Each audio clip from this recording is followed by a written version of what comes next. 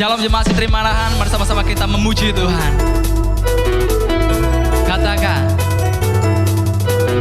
Kau mulia, bercahaya, Roh-Mu di dalamku, dahsyat dan perkasa, ku bersinar bagai bintang-bintang, memuliakan nama-Mu Tuhan.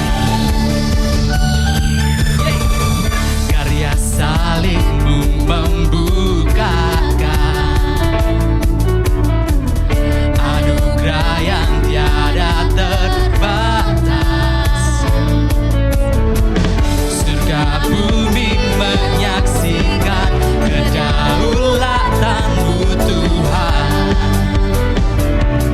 Luar biasa, sama-sama kita mau nyatakan.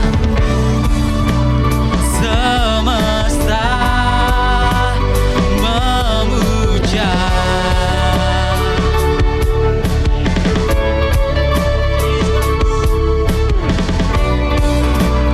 hatiku menyembah. Kau mulia, bercahaya, Roh-Mu di dalamku, dahsyat dan perkasa, ku bersinar bagai bintang-bintang, memuliakan nama-Mu Tuhan. Sama-sama kita mau nyatakan, karya salib-Mu membukakan, amin, anugerah yang tiada terbatas.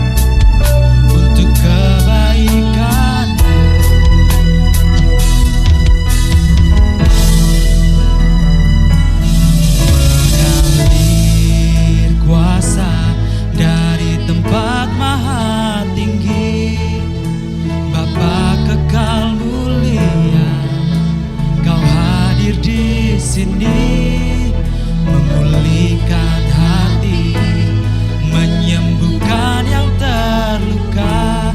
Ku kan tenang bersamamu, Bapa.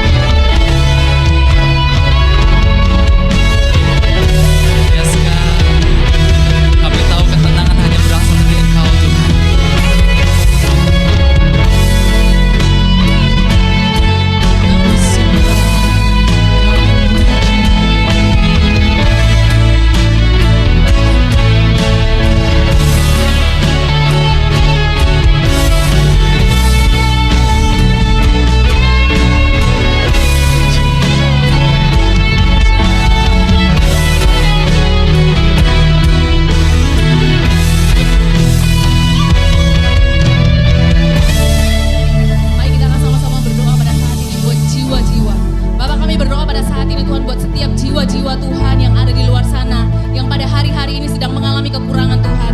Baik itu kekurangan kasih sayang, kekurangan perhatian, kekurangan dalam hal ekonomi Tuhan, baik kekurangan dalam hal yang lain. Bapak, kami berdoa pada saat ini Tuhan untuk Engkau Allah yang akan datang Tuhan dan memenuhi setiap kebutuhan mereka Tuhan. Bahkan bukan hanya memenuhi, tapi Engkau Allah memberikan kelimpahan atas kehidupan mereka. Bapak, kami berdoa pada saat ini Tuhan, Engkau Allah Jehovah Jireh yang akan memenuhi setiap kebutuhan mereka. Mari kita sama-sama berdoa buat Indonesia. Bapak, terima kasih buat Indonesia yang luar biasa Tuhan. Kami tahu bahwa Indonesia ada di tangan-Mu Tuhan. Dan Engkau pada saat ini Tuhan mengarahkan pandangan-Mu kepada Indonesia. Engkau sanggup untuk memulihkan Indonesia. Engkau akan melakukan keajaiban-keajaiban buat Indonesia Tuhan. Kami berdoa pada saat ini Tuhan, pemulihan di segala bidang terjadi Tuhan. Buat setiap mereka yang masih sakit pada hari-hari ini, Engkau Allah yang datang memberikan kesembuhan untuk setiap mereka Tuhan. Kami berdoa Tuhan, bangsa ini berkelimpahan dalam segala sesuatu Tuhan. Bangsa ini adalah bangsa yang makmur, bangsa yang diberkati, bangsa yang luar biasa Tuhan. Bangsa yang ternama, terpuji dan terhormat di antara segala bangsa Tuhan. Bahkan bangsa ini menjadi bangsa yang menjadi teladan bagi banyak bangsa di tempat lain Tuhan. Terima kasih ya Tuhan. Kami mengucap syukur Tuhan. Dan di dalam nama Yesus Kristus, segala berkat yang luar biasa turun atas Indonesia Tuhan. Dalam nama Yesus, haleluya. Sama-sama kita mau katakan, mengalir kuasa dari tempat maha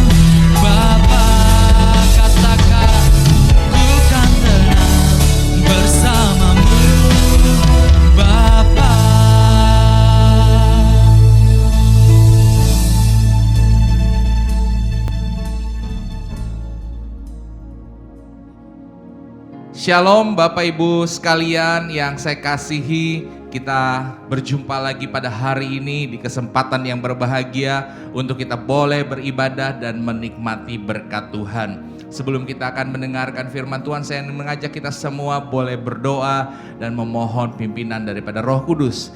Tuhan, pimpin hati kami semua, jadikan tanah hati kami dan pikiran kami seperti tanah yang subur. Waktu benih firman ditaburkan, ini akan bertumbuh berbuah dan memberi kemuliaan bagi nama Tuhan. Kami siap mendengarkan sabdamu dalam namamu. Haleluya Tuhan Yesus Kristus. Amin. Amin. Masih dalam tema memberi di bulan ini, dan ini adalah minggu yang terakhir. Saya juga akan membagikan perihal tentang memberi. Saya memberi judul tema kita ini di minggu ini, khotbah saya kasih judul memberi dan diberkati Tuhan. Amin. Amin Bapak Ibu. Puji nama Tuhan. Saya ingin ajak kita melihat terlebih dahulu tentang sebuah cerita daripada bangsa Israel ketika mereka berjalan keluar dari tanah Mesir menuju kepada tanah perjanjian. Pada masa itu Tuhan mengatakan kepada Musa untuk mereka boleh membangun kemah suci, membuat kemah suci yang kita tahu sebagai tempat khusus untuk umat Israel boleh bersekutu dengan Tuhan. Kita baca bersama-sama dalam Keluaran pasal yang ke-25 ayat yang ke-8. Dan mereka harus membuat tempat kudus bagiku, supaya aku akan diam di tengah-tengah mereka. Tempat kudus atau yang kita ketahui bersama-sama istilahnya adalah tabernakel, tempat di mana Allah tinggal. Nah, pada masa itu sangat berbeda dengan masa sekarang. Untuk bersekutu dengan umat Israel, Allah perlu tempat khusus atau tempat kudus yang dinamakan tabernakel. Di sanalah Allah akan menyampaikan firman-Nya. Di sanalah Allah akan berbicara. Di sanalah Allah akan bersekutu dengan umat Israel karena Dia tinggal di tempat situ dikatakan.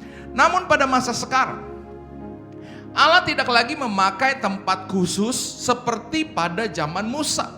Melainkan Allah tinggal di dalam hati setiap kita. Barang siapa yang percaya di dalam hati, mengaku dengan lidah, maka pada masa itu Yesus akan tinggal di dalam setiap hati kita. Prinsip bersekutu dengan Allah itu ada karena kita sebagai manusia membutuhkan masa, membutuhkan momen, membutuhkan waktu untuk bersekutu dengan Tuhan. Ketika kita bersekutu dengan Tuhan, di dalamnya termasuk adalah pengucapan syukur.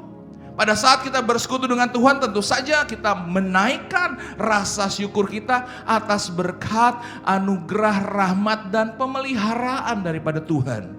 Lalu di situ juga kita katakan permohonan doa kita tentang kebutuhan hidup, tentang terobosan keuangan, tentang jodoh dan lain-lain yang kita inginkan.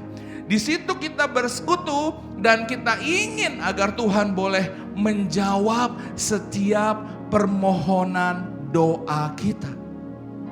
Itu sebabnya Allah kita sungguh sangat mengetahui kebutuhan daripada umatnya untuk bersekutu dengan Dia. Dia mengatakan kepada Musa, haruslah engkau buat tempat bersekutu yang khusus untuk aku tinggal di dalamnya. Buatlah tempat kudus, dia katakan kepada Musa. Karena Tuhan tahu kebutuhan kita untuk bersekutu dengan Dia. Siapa di sini yang ingin memperoleh jawaban dari pergumulannya dengan Tuhan? Boleh angkat tangan, boleh taruh tangan di dada. Saudara butuh waktu bersekutu dengan Tuhan. Ambil waktu bersekutu dengan Tuhan dan alami perjumpaan dengan Tuhan. Keluaran 29:43 dikatakan, di sanalah aku akan bertemu dengan orang Israel dan tempat itu akan dikuduskan oleh kemuliaanku.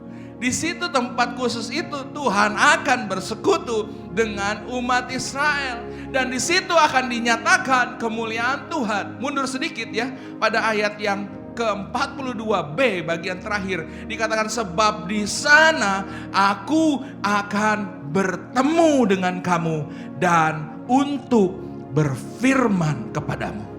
Wow, jelas sekali. Waktu kita bersekutu dengan Tuhan, maka Tuhan berkomunikasi dengan kita. Itulah sebabnya Tuhan mengatakan, kalian bangun tempat kudus untuk kalian punya waktu bersekutu dengan aku. Inilah kebutuhan yang Tuhan tahu dari kita semua manusia kepada Dia. Selanjutnya bagian yang kedua, saudara-saudara. Sewaktu Musa berkata kepada bangsa Israel untuk memberi, untuk membawa persembahan guna membuat tempat khusus bagi Tuhan, maka Musa tidak hanya berbicara sekedar memberi saja, sekedar membawa persembahan saja. Kita lihat dalam judul perikopnya di Alkitab, Bapak Ibu dan Saudara-saudara, dikatakan persembahan khusus untuk mendirikan kemah suci dan untuk kebaktian di dalamnya. Mengapa dikatakan persembahan khusus? Karena ini bukanlah persepuluhan. Persepuluhan adalah bagian yang kita mau atau tidak mau kita kembalikan, sebab itu adalah bagiannya Tuhan. Namun persembahan khusus ini butuh sebuah sikap hati, butuh sebuah attitude, sebuah karakter untuk kita boleh membawanya. Itu sebabnya Musa mengatakan bukan sekedar membawa persembahan saja, bukan sekedarnya saja, tapi lihat apa yang Musa katakan. Keluaran 35 ayat 4 sampai 19 dikatakan begini. Berkatalah Musa kepada segenap jemaah Israel, inilah firman yang diperintahkan Tuhan, bunyinya, ambillah bagi Tuhan persembahan khusus dari barang kepunyaanmu. Lihat, dia nggak bilang persepuluhan. Saya udah jelasin tadi sedikit ya, persepuluhan itu mau atau tidak mau kita harus bawa kepada Tuhan, kita harus taat membawanya. Tapi ini persembahan khusus bicara tentang satu persembahan yang kita bawa dengan karakter, dengan sikap hati. Dari barang kepunyaanmu, lihat, persembahan khusus dari barang kepunyaanmu, setiap orang yang terdorong hatinya. Itu saya katakan persembahan khusus harus dibawa dengan sikap hati tertentu, dengan karakter yang sungguh-sungguh kepada Tuhan. Harus membawanya sebagai persembahan kepada Tuhan. Dia gak bilang bawa aja persembahan sekedarnya, bukan.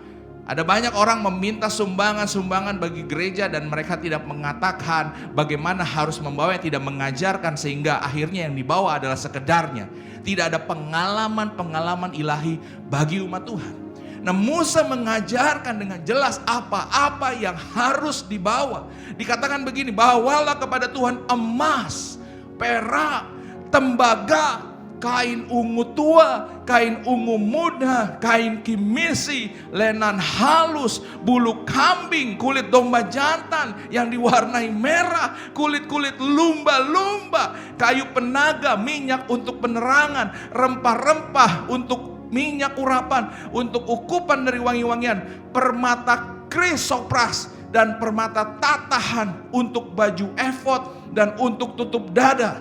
Segala orang yang ahli di antara kamu haruslah datang untuk membuat segala yang diperintahkan Tuhan, yakni kemah suci, atap kemahnya, tudungnya, kaitannya, papannya, kayu lintangnya, tiangnya dan alasnya, tabut dengan kayu pengusungnya, tutup pendamaian, tabir penudung, meja dengan kayu pengusungnya, segala perkakasnya, roti sajian, kandil untuk penerangan dengan perkakasnya, lampunya dan minyak untuk penerangan, mesbah pembakaran, ukupan kayu, bla bla bla, dan selanjutnya sampai kepada pakaian jabatan untuk menyelenggarakan kebaktian di tempat kudus dan pakaian kudus bagi Imam Harun dan pakaian anak-anaknya untuk memegang jabatan imam. Saya coba untuk menerjemahkan hal ini di masa sekarang. Bawalah uang saudara 5.000 1.000, 10.000, 20.000, 50.000, 100.000. Bawalah handphone saudara, bawalah perhiasan, anting-anting, kalung-kalung, bawalah berlian intan. Dibilang sini ada peralatan elektronik, bawalah komputer buat gereja, bawalah mixer, bawalah sound system, bawalah hal-hal yang seperti itu kepada Tuhan. Secara spesifik, kira-kira pada masa itu kalau Musa pada masa sekarang mengatakan demikian. Dan setelah didengar oleh bangsa Israel, di ayat yang ke-20 dikatakan, lalu pergilah segenap jemaah Israel dari depan Musa. Pergi mereka semua. Wah, mereka pergi. Rupanya, saudara, saya mau katakan, mereka pulang dan kembali ke rumah mereka. Setelah mereka mendengar, mereka taruh di dalam hati dengan sikap yang benar. Itu saya katakan tadi, waktu kita membawa persembahan khusus dengan sikap hati yang benar untuk mempersiapkan persembahan. Mengapa dipersiapkan? Karena mereka akan memberi dengan kerelaan dan kasih. 2 minggu lalu Pastor Glo bicara seseorang yang mengasihi, ketika dia akan memberi, maka dia akan mempersiapkan pemberian tersebut. Lalu ketika disiapkan oleh bangsa Israel, lihat yang dibawa. Mereka membawa persis seperti apa yang Musa katakan kepada mereka. Lihat Keluaran 35 ayat 21 sampai 29. Sesudah itu datanglah setiap orang yang tergerak hatinya dengan sikap tertentu, dengan karakter tertentu, dengan kerelaan dan kasih. Setiap orang yang terdorong jiwanya membawa persembahan khusus kepada Tuhan untuk pekerjaan melengkapi kemah pertemuan dan untuk segala ibadah di dalamnya dan untuk pakaian kudus itu. Ngeri banget loh. Dibawa dengan kerelaan hati. Maka datanglah mereka baik laki-laki maupun perempuan. Wow. Setiap orang yang terdorong hatinya dengan membawa anting-anting hidung, anting-anting telinga, cincin meterai dari kerongsang, segala macam barang emas. Demikian juga setiap orang yang mempersembahkan persembahan unjukan dari emas bagi Tuhan. Setiap orang yang mempunyai kain ungu tua, kain ungu muda, kain kimirsi, lenan halus, bulu kambing, kulit domba jantan yang diwarnai merah dan kulit lumba-lumba, mereka datang membawanya. Lalu setiap orang yang hendak mempersembahkan persembahan khusus dari perak atau tembaga membawa persembahan khusus yang kepada Tuhan itu. Dan setiap orang yang mempunyai kayu penaga membawanya juga untuk segala pekerjaan mendirikan itu. Setiap perempuan yang ahli mengerjakan dengan tangannya sendiri membawa yang dipintalnya itu kain ungu tua, kain ungu muda, kain kimisi dan lenan halus. Semua perempuan yang tergerak hatinya oleh karena ia berkeahlian memintal bulu kambing. Pemimpin-pemimpin, orang-orang hebat yang saya maksud, membawa permata krisopras dan membawa permata tatahan untuk baju efod dan untuk tutup dada. Rempah-rempah dan minyak untuk penerangan. Dan minyak urapan untuk ukupan dari wangi-wangian. Semua laki-laki dan perempuan yang terdorong hatinya akan membawa sesuatu yang segala pekerjaan diperintahkan Tuhan dengan perantaraan Musa. Dilakukan, orang Israel membawanya sebagai pemberian sukarela bagi Tuhan. Mereka membawa persembahan khusus. Setelahnya umat Israel yang tergerak hatinya datang kembali dan membawa barang-barang yang dikatakan oleh Musa untuk dibawa kepada Tuhan. Kunci bukan pemberiannya, bukan emasnya, bukan perlihan, bukan permata-permatanya, bukan. Tapi kuncinya yang kita pelajari hari ini adalah mereka memberi dengan sukarela. Mari kita belajar firman Tuhan apa maksud dari sukarela. Dari 2 Korintus 9 ayat 7. Hendaklah masing-masing memberikan menurut kerelaan hatinya, jangan dengan sedih hati atau karena paksaan, sebab Allah mengasihi orang yang memberi dengan sukacita. Tidak bersungut-sungut dan tidak terpaksa. Mereka memberi dengan kerelaan hati, sesuai dengan hatinya, dengan takarannya. Dia berpikir, kalau saya seorang pekerja, saya akan memberikan dengan kesukaan hati saya. Saya orang pemimpin, maka saya membawa permata-permata krisopras sesuai dengan keadaan hatinya dan dengan rela, tidak bersungut-sungut dan tidak terpaksa. Dan lihat lanjutannya, banyak orang hanya pakai ayat 7 ini, tapi sebetulnya jawaban daripada Tuhan ketika kita memberikan dengan sukarela ada di ayat 8. Yang memberi dengan sukarela, lihat saya pakai terjemahan firman Allah yang hidup. Ketika kita memberi dengan sukarela, malah Allah akan dapat mengimbangi pemberian saudara itu dengan memberikan kepada saudara segala yang saudara perlukan dan bahkan lebih daripada itu. Dengan demikian bukan saja kebutuhan saudara sendiri tercukupi, malah saudara akan berkelebihan sehingga saudara, dia saya paling suka, dapat memberikannya kepada orang lain dengan sukacita. Wow, kita akan cukup Bapak Ibu Saudara. Kita akan cukup saudara-saudara, doakan lebih dari cukup karena kita akan berbagi dengan orang lain. Gak ada sukacita daripada kita ketika berbagi dengan orang lain. Sikap hati, rela dan sukarela. Ketika kita memberi, maka Tuhan mengimbangi pemberiannya itu. Ada banyak orang prinsip dunia begini, mereka beri 1000, mereka mengharapkan 1 juta, bukan begitu? Saya seperti itu dulu. Kalau saudara seperti itu, saya mau katakan bertobat. Karena hasil dari seperti itu adalah seperti lotre. Lotre seperti undian. Lalu lotre akan berakibat kepada apa? Kepada kesengsaraan, kepada drama-drama, pengharapan gak jelas. Pasang lotre, harapin undian. Tapi prinsip begini kita gak pakai. Kita memberi dengan sukarela, bukan dengan cara lotre. Dan Tuhan mengimbangi pemberian kita. Mari kita lihat bagaimana mereka memberi pada masa itu bangsa Israel. Mereka memberi keadaannya bukan pada keadaan enak. Keadaan bangsa Israel ketika mereka memberi, mereka pada waktu disuruh untuk membangun tempat khusus, pada masa itu mereka sementara di padang gurun. Mereka gak ada pekerjaan, gak punya ladang, mereka gak ada akun bank, gak ada tujuan masa depan yang terlihat karena mereka masih di padang gurun. Namun saudara-saudara, kita semua sudah baca, mereka tetap memberi. Sebab sedianya prinsip di kepala mereka adalah begini, karena petani yang bijak selalu tahu untuk memperoleh tuaian mereka harus menaburkan benih.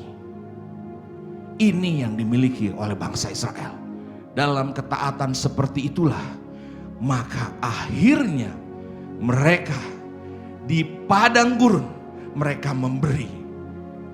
Lalu sampai pemberian mereka dihentikan.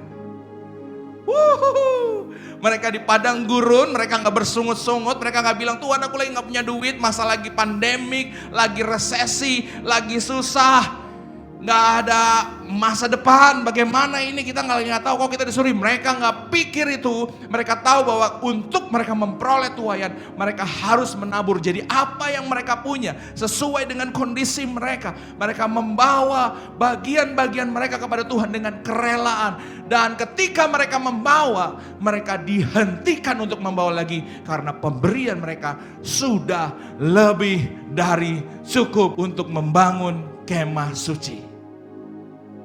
Keluaran 36 ayat 6. Lalu Musa memerintahkan supaya dimaklumkan di mana-mana di perkemahan itu demikian.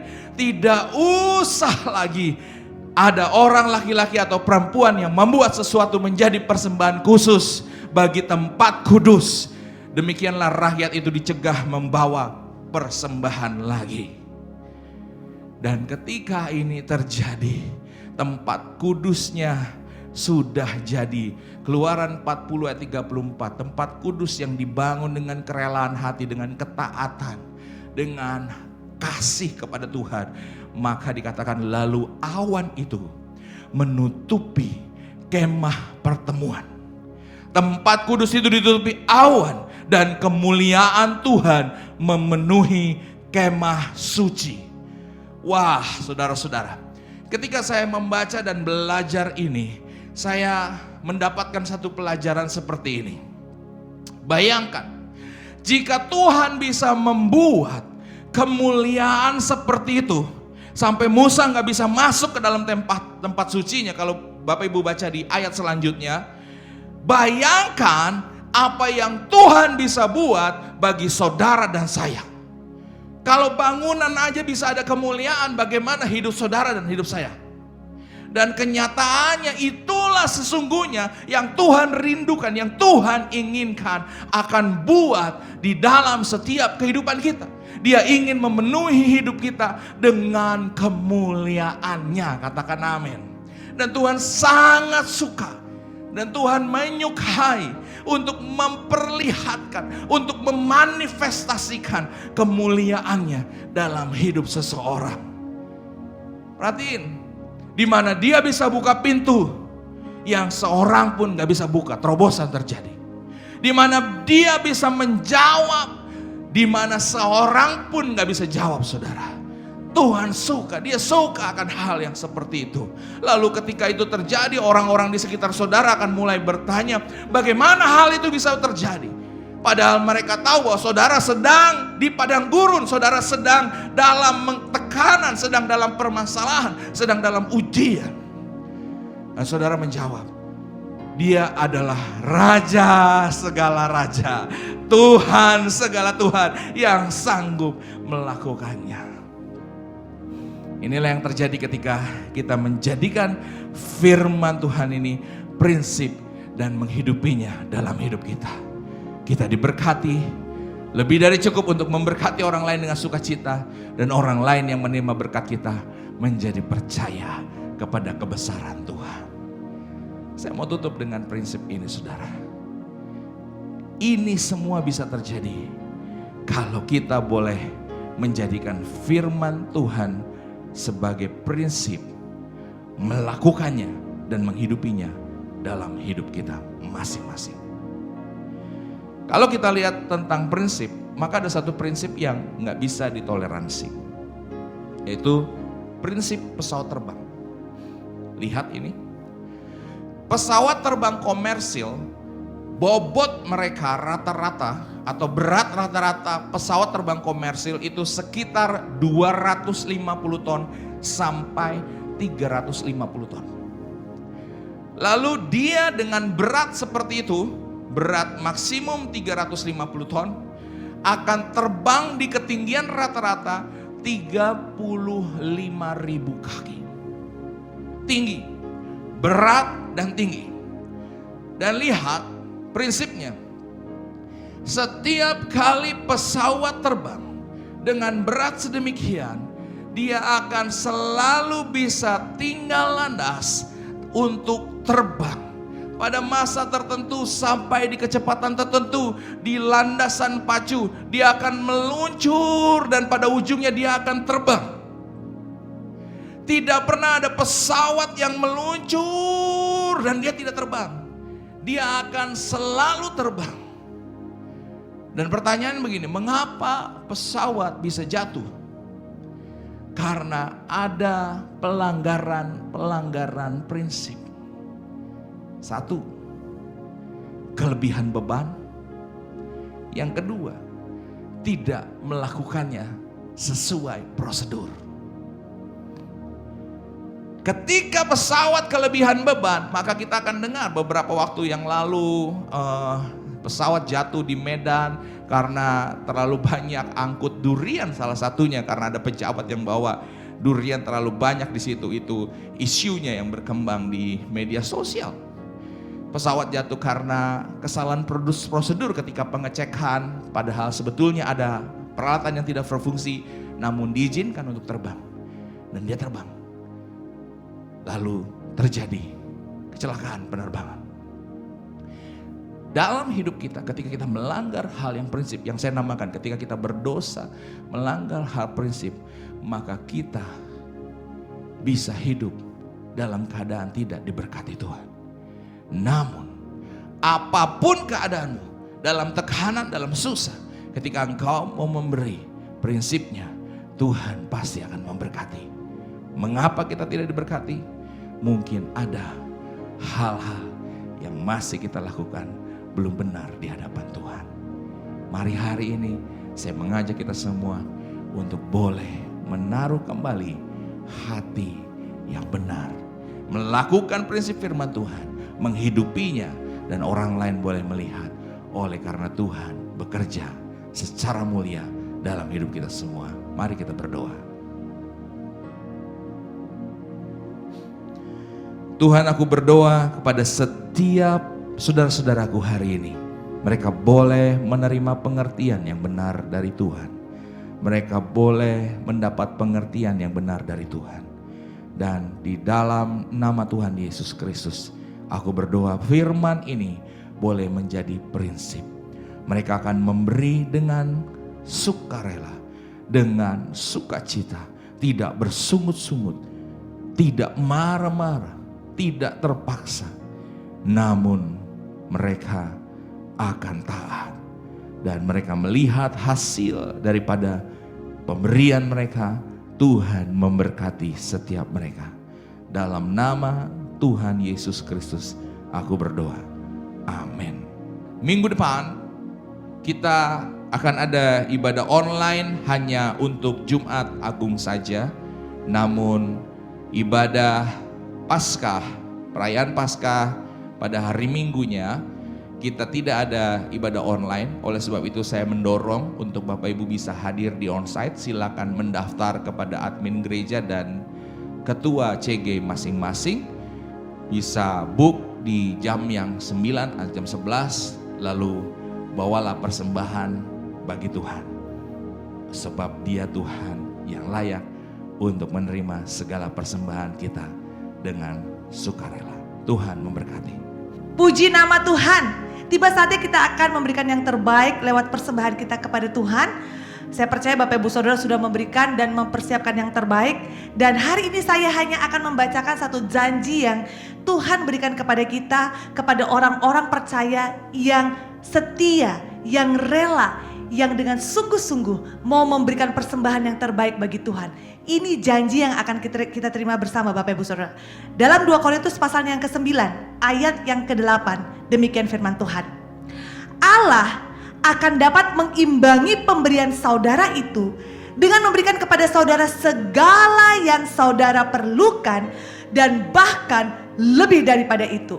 Dengan demikian bukan saja kebutuhan saudara sendiri tercukupi, malah saudara akan berkelebihan sehingga saudara dapat memberikannya kepada orang lain dengan sukacita. Amin Bapak Ibu Saudara, ini janji Tuhan bahwa setiap kita yang memberi dengan sukacita, Alkitab mencatat bahwa Tuhan akan memberikan kepada kita kelimpahan lebih daripada apa yang sudah kita berikan, dengan tujuan bukan untuk memperkaya diri, tapi supaya kita juga bisa memberkati orang-orang yang ada di sekitar kita. Siap untuk memberi? Silakan Bapak Ibu Saudara boleh memberikan lewat dompet digital yang sudah ada lewat QRIS kita, atau mentransfer ke rekening BCA maupun rekening BRI yang tertera di layar Bapak Ibu Saudara. Sekali lagi bisa ditransfer baik itu lewat dompet digital dengan men-scan QRIS kita, atau mentransfer ke rekening gereja baik yang ada di BRI maupun di BCA seperti yang tertera di layar Bapak Ibu Saudara. Tuhan Yesus memberkati.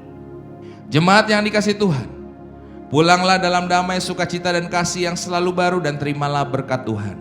Tuhan menyinari engkau dengan wajahnya, Tuhan memberkati dan mengasihi engkau. Tuhan menghadapkan wajahnya kepadamu dan memberikan kepadamu damai sejahteranya.